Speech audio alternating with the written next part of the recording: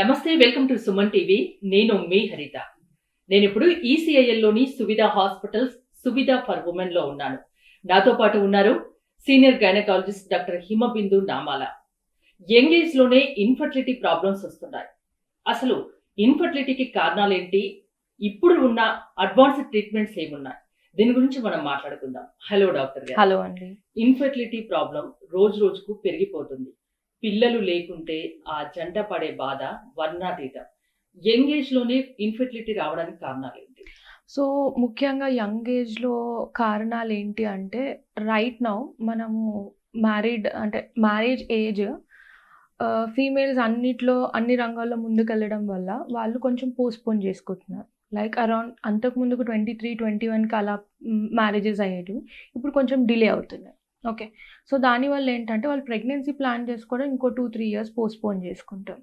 So once a female crosses 30 or 35 years వాళ్ళకున్న egg reserve అనేది తగ్గే అవకాశం ఉంటుంది. సో ఎగ్ రిజర్వ్స్ తగ్గడం అనేది మెయిన్ రీజన్ ఏజ్ పరంగా. And coming to the structural aspects. So structural ఆస్పెక్ట్స్కి వచ్చేసరికి గర్భసంచి, ట్యూబ్స్, అండాశయాలు, ఓకే, అండ్ ముఖద్వారం. ఓకే.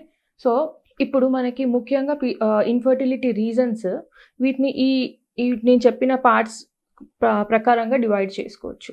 సో ఓవరీస్కి వచ్చేసరికి ముఖ్యంగా ఇప్పుడు ఫేస్ చేస్తున్న ఇష్యూ పీసీఓడి. పీసీఓడికి ముఖ్య కారణాలు ఏంటి అంటే weight issues because of our sedentary life. Next వాళ్ళు పడే స్ట్రెస్. చాలామంది females night shifts or night duties వల్ల డిస్టర్బ్డ్ స్లీప్ ఉంటుంది. సో మెలటోనిన్ రిలీజింగ్ హార్మోన్ అనేది డిస్టర్బ్ అవుతుంది. దానివల్ల ఏంటంటే బాడీలో పేర్కొన్న స్ట్రెస్ని నైట్ రిలీజ్ చేస్తుంది హార్మోన్.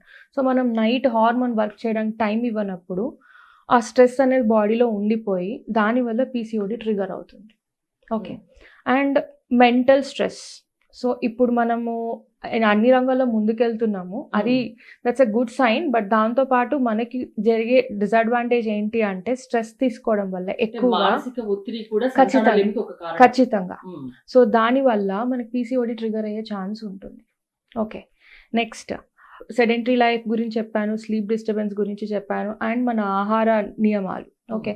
మనం ఎక్కువ ఫాస్ట్ ఫుడ్ని లేకపోతే క్యాన్ ఫుడ్స్, టిన్ ఫుడ్స్ ఇవి ప్రిఫర్ చేయడము వీటి వల్ల, ప్లస్ ఎక్కువ కార్బోహైడ్రేట్ ఫుడ్ తీసేసుకుంటాము, ప్రోటీన్స్ తక్కువ తీసుకుంటాం. సో ప్రిఫరబుల్లీ మనం more high protein and less carb food prefer చేయాలి. ఇలాంటి అంటే ఫుడ్ ఆప్షన్స్లో మనం చాయిస్ని బట్టే మనం తీసుకునే క్యాలరీస్ డిసైడ్ అవుతాయి. సో ఎక్కువ క్యాలరీస్ తీసుకుంటున్నప్పుడు మనం అంత ఖర్చు పెట్టనప్పుడు వెయిట్ పుట్ ఆన్ అవుతూ ఉంటాం. సో పీసీఓడి దానికి కూడా రీజన్ అవుతుంది. సో పీసీఓడి వచ్చిన వాళ్ళకి తొందరగా వెయిట్ పుట్ ఆన్ అవుతూ ఉంటారు. And there are 2 type of PCODs, lean and obese. So lean వాళ్ళని కనుక్కోవడం డిఫికల్ట్ బికాస్ వాళ్ళకి మెంటల్ అండ్ ఫిజికల్ స్ట్రెస్ వల్ల స్ట్రెస్ పెరిగిపోవడం వల్ల పీసీఓడి వస్తుంది, వెయిట్ పుట్ ఆన్ అవ్వడం వల్ల కాదు. సో అండాశయాలకు సంబంధించి I have explain regarding egg reserve. Poor egg reserve ఉన్నా లేకపోతే పీసీఓడి ప్రాబ్లం ఉన్నా ఇన్ఫర్టిలిటీ ఇష్యూస్ ఫేస్ చేసే అవకాశం ఉంటుంది. Next coming to tubes. Fallopian tubes అంటాం. ఈ ఫలోపియన్ ట్యూబ్స్ అండాశయం నుంచి ఎగ్ రిలీజ్ అయిన దాన్ని మనకి యూట్రస్కి తీసుకెళ్ళడానికి అదొక ఛానల్.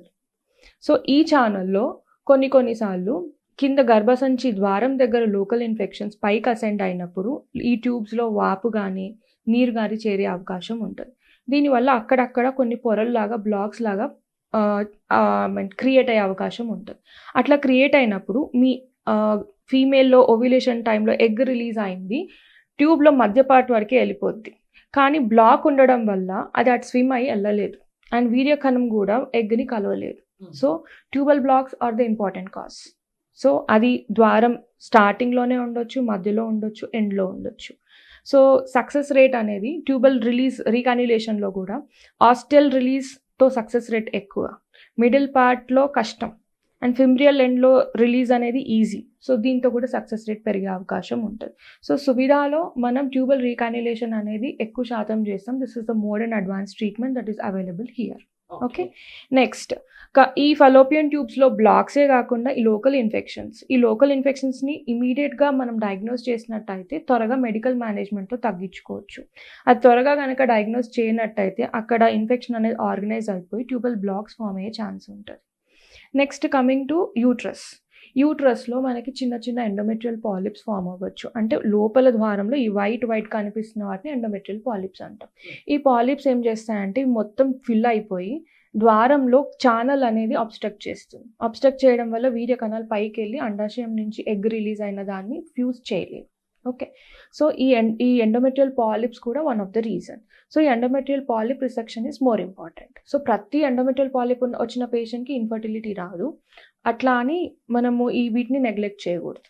ఓకే, ఒక పేషెంట్ వచ్చింది మన దగ్గరికి, అసలు ఎప్పుడు కలవాలి డాక్టర్ని?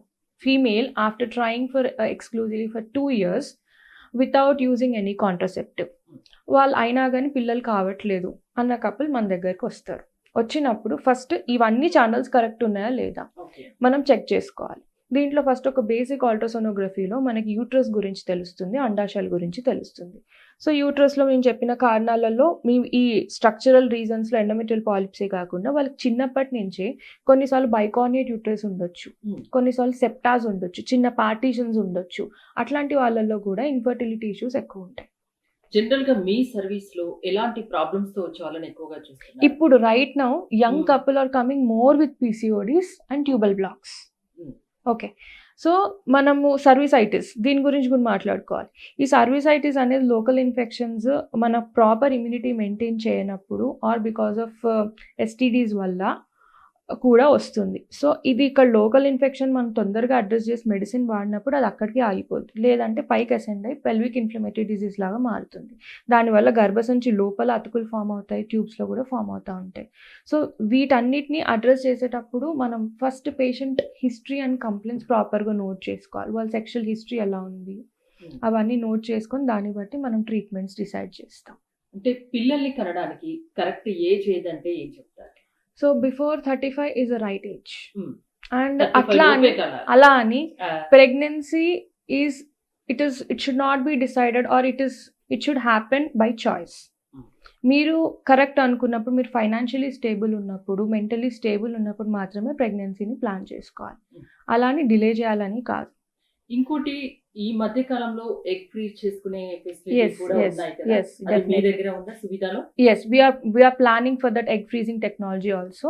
So egg freezing technique ఎవరికి ఇంపార్టెంట్ అంటే, ఎవరికైనా ఇప్పుడు ఫర్ సపోజ్ క్యాన్సర్ కెమోథెరపీకి వెళ్తున్నారు, ఆ థెరపీ వల్ల ఎగ్ రిజర్వ్ తగ్గే అవకాశం ఉంటుంది వాళ్ళకి. అండ్ కొంతమంది అడ్వాన్స్డ్ ఆర్ వాళ్ళ పై చదువులకు వెళ్తున్నారు, ఎక్కువ టైం పడుతుంది వాళ్ళ లైఫ్లో సెటిల్ అవ్వడానికి, అలాంటి వాళ్ళు. సో వీళ్ళందరూ కూడా ఎగ్ ఫ్రీజింగ్కి వెళ్ళినప్పుడు వాళ్ళు ఏ ఏజ్లో ప్రెగ్నెన్సీ ప్లాన్ చేసుకున్నా అప్పుడు నష్టం లేదు. ఇంకోటి, కన్సీవ్ అయినా కూడా తరచూ అబార్షన్స్ అవుతూ ఉంటాయి.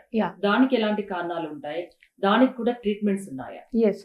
సో ఫస్ట్ మనకి ఎర్లీ ట్రైమిస్టర్ అంటే ఫస్ట్ ట్రైమిస్టర్ మొదటి 3 నెలల్లోనే అబార్షన్స్ జరిగే అవకాశం ఉంటుంది.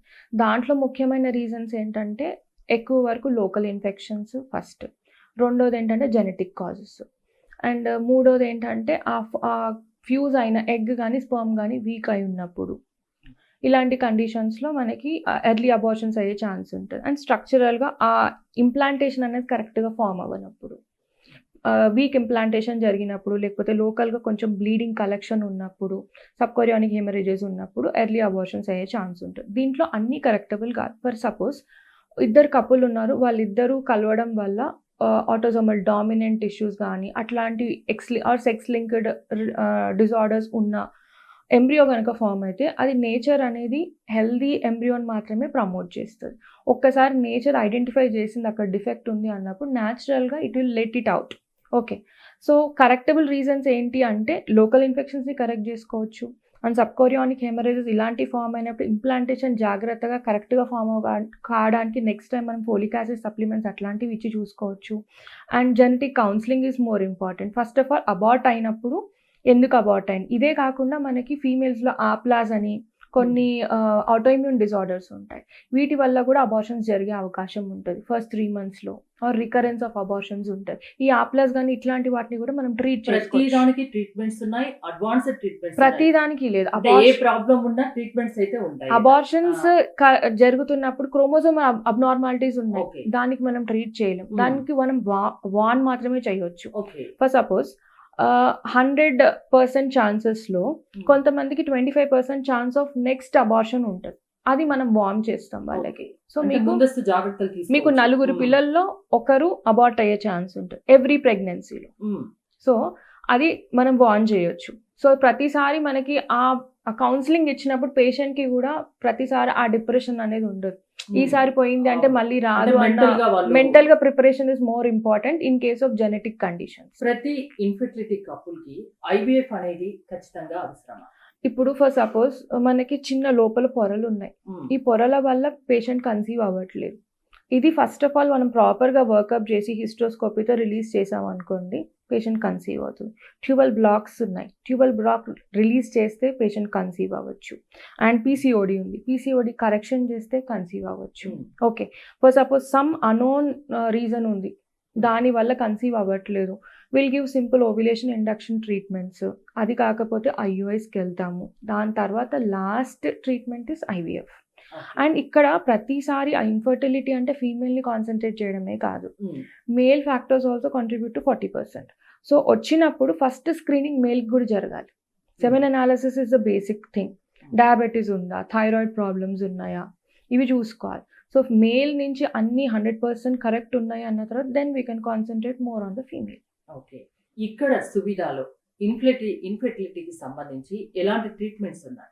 సో బేసిక్ ఇన్ఫర్టిలిటీ ట్రీట్మెంట్స్లో first we'll do screening completely.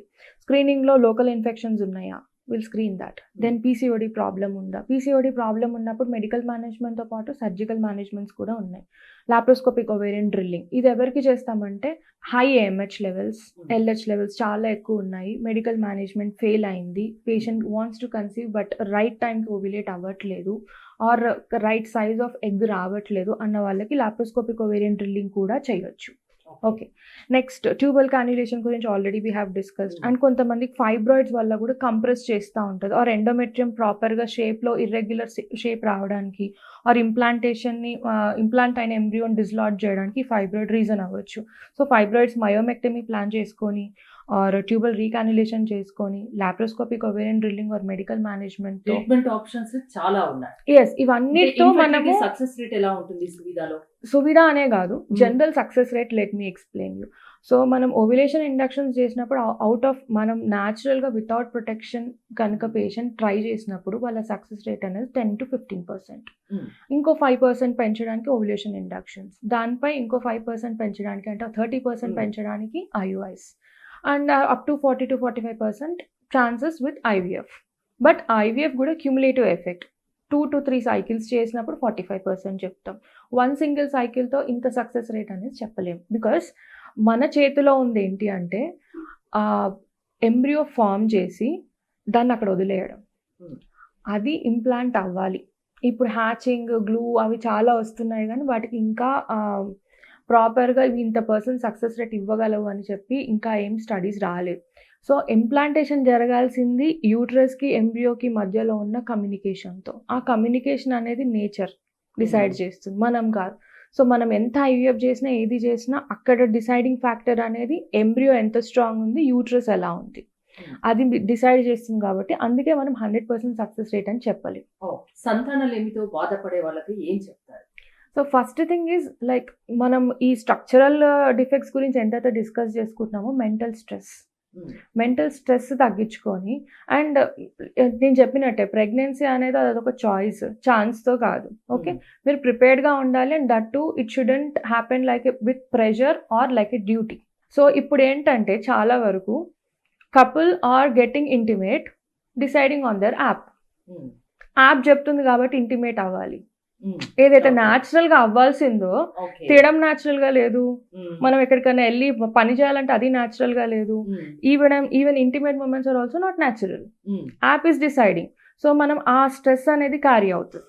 Even మనము కపుల్ కి వీ గివ్ ఫర్టైల్ డేట్స్ ఇస్తాం, ఈ టైంలో ఇంటిమేట్ అవ్వండి, that also creates a pressure. Many times couple comes regularly for 6 months, couple treatment ఆపేసిన తర్వాత కన్సీవ్ అవుతారు. బికాస్ ఆ మీన్ టైంలో వాళ్ళకి మెంటల్ స్ట్రెస్ అనేది ఎక్కువ అయిపోతుంది.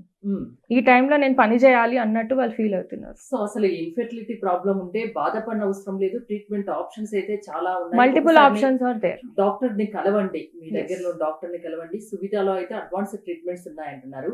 ఈసీఐఎల్ లో సువిధా హాస్పిటల్స్ ఉన్నాయి. ఇప్పుడు కాప్రాలో సువిధా ఫర్ ఉమెన్ అని ఉంది. ఈ రెండింటి స్పెషాలిటీస్ ఏంటి?